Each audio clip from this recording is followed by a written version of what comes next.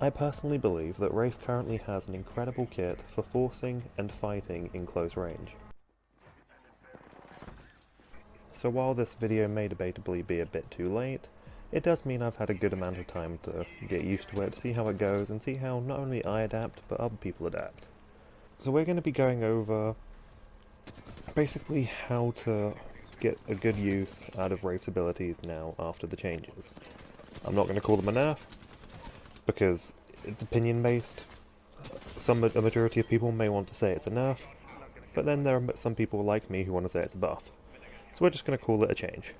And I imagine most people who play Wraith have already figured it out so far. But if not, that's what this is for, to help. And if you're watching this and you already think you understand Wraith, and maybe I say something wrong, or maybe you agree with me, please let me know. I'd appreciate it. So first of all, we're going to get the statistic stuff out of the way. The activation time of Wraith's Tactical is 1.5 seconds. Its duration of how long it lasts is 4 seconds. Its cooldown timer is 25 seconds, or 20 of a golden helmet. It increases your movement speed by, I think, 10%? I don't exactly know. But it does increase your movement speed and you can definitely feel it. You can see people while you're in the void. They charge in about 2.5 minutes. Wraith's current ultimate has an effective range of about 76 meters. Or it's probably meant to be 75. And it's not really affected by the y-axis, so if you're climbing a building, it barely uses any energy. In comparison, her old ability used to have an effective range of about 100 meters. Once you know the effective range is essentially 75 meters, you can work around it very easily. In the Wraith changes, every single feature was buffed. They even added a new one of being able to see people in the void, and they increased the movement speed. Wraith's Tactical was buffed in all ways other than activation time, which is a big deal for a few situations, but in the grand scheme of things, it doesn't matter. Wraith is a low-profile character, so she has a 5% increased damage received. In exchange, well, Wraith's character design has a small hitbox. I believe it is the joint smallest in the game, if not the second smallest. And the other small hitbox is lifelines. So, what does this mean? It means you take a bit more damage in exchange for having a really small hitbox, which you can abuse really well in close range. Especially if you pair up a weapon such as the Prowler, which has a huge magazine and sustainability, while having a brilliant strafe multiplier, which is how quickly you move while ADS'd with the weapon.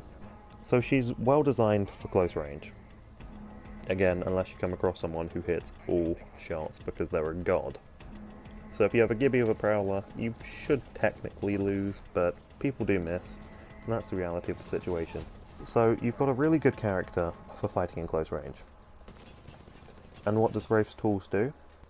Manipulating a fight into close range. Or leaving if you don't like the situation. And as it stands now, I think Wraith's tools are better than they've ever been for forcing close range.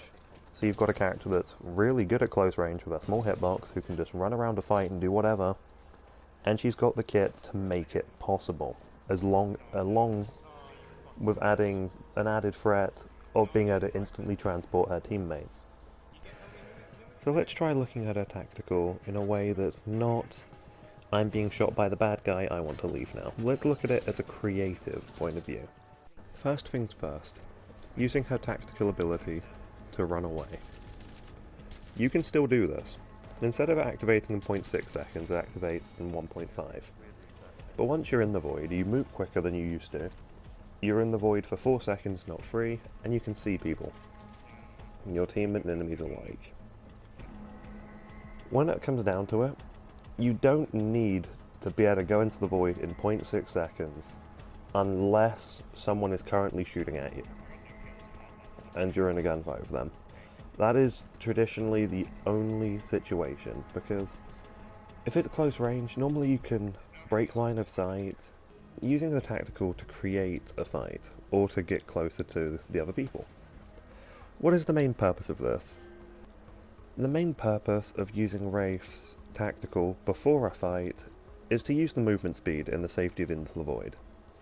What you can do with this is if you know where enemies are, you can either scout, because when you're in the void you can see them and you're safe, and then you can either run to safety, get to a bit of cover so you can pull out your weapon before they turn around the corner and shoot you, or you can keep on going after them and attack from another angle than your team. The thing that makes this really potent is how quickly it happens. In close range, you can die really quickly. And the fact that Wraith can almost instantaneously appear from another angle from where the rest of her team is, that's what gives her so much power. Because if you force people to make a split decision, they might do something wrong, or they might panic. If there's all of a sudden a Wraith approaching from another angle, or right behind them, they have to turn to deal with it. And if your team knows what's going on, and they push at the same sort of time, or use you as a distraction, or the other team just don't notice you or respect you, then you can just wipe them out so incredibly quickly. You can still use the tactical to leave, as long as you find cover. So there's no problem there, which is why I think it's got so much power and beauty now. If you want to approach an area, especially if you use her ult, if you want to try and force close range by entering a building, you activate the ultimate, and you start clambering the wall or going through the doors. It's worth noting to ping where you want to try and go, to see how far away it is, because if it's within 76 meters you should be able to make it there. Unless you have to go off course.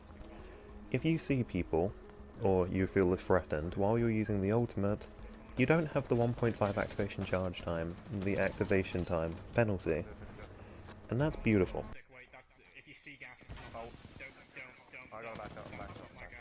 It's safer to use the ultimate now because if you feel threatened, you can activate your tactical, you get 4 seconds in the void instead of 3, you move quicker, you can see enemies if you're looking in their general direction, and above all else, you still have your ultimate active, so you can just activate, you can place the second end of the portal, which will kick you out of into the void, and you can hop through the portal back to your safe location. So, as far as trial and error goes, if it doesn't work, you can just leave, and that's incredible. It's safe. What are the benefits of using the tactical and the ultimate to try and push? The tactical is essentially, if you use the tactical without the ultimate, it's essentially a riskier attempt at creating a fight, or closing the distance. It's riskier, but at that point it's scouting. If you have to turn a corner site, you can activate Wraith's ult, see if there are people around the corner, and if there are, you can either run back to your friends, or keep running, or try to run into an angle that would force them to face either you or your friends, not both. And especially about communication, on the split decision, what if all of them turn for you? Then yes, you're probably going to die, unfortunately, but then they have their back to your teammates, so they are going to die. The speed of what Wraith can do is incredible in close range. To sum it up, you can use Wraith's ultimate and her tactical to force the people you want to attack to pay attention to 2 angles. Or, if you've not even initiated with them yet, or you're not about to, you can just use it to close the gap, and if it doesn't work, you have the safety of the portal, providing you don't stray too far from it. So again, she has tools to help you get to close range. And once you get there, she has the build to fight in close range. That's why she's so good still. You shouldn't need to be able to activate your ability so quickly to get out of a situation in close range, if you've played it properly as Wraith. Because 0.6 seconds is only really needed when you're in a gunfight with someone and you realise you're losing. And that's the only time you really need it. If you're not in a gunfight with someone, 1.5 seconds isn't that bad. It shouldn't be that bad most of the time. Now, this may not always be the case, but it's not a rare occurrence either. And as I have said, I think Wraith is designed so well for fighting in close range. It doesn't make sense to have an ability to leave a losing gunfight when she shouldn't be losing a gunfight, except maybe to a Gibby. And this just goes by the whole, if you've got 2 people using a Prowler, or an R99, her hitbox gives her the combat advantage, but if you're against high aim players, it's not going to help and you probably will die. If it's a close range environment, I think that's where Wraith belongs. And this is where I'm going to need someone to tell me if I'm wrong, because with the people I play with, we're all about fighting in close range, bar one of us. This is just how I perceive the Wraith changes to be. It's not necessarily right. But instead of it just being a leave tool, which it can still do perfectly fine as long as you've not taken a gunfight you can't win, as long as you don't do that, even in close range, you can still use it to leave. The only weakness, all it's done is open the opportunity for you to use the ability to mold a fight, to create a fight. Instead of it just literally being for leaving a losing fight, it's now allowing you to leave a fight that's not ideal, but it also allows you to create one and to maneuver towards one, and that's brilliant.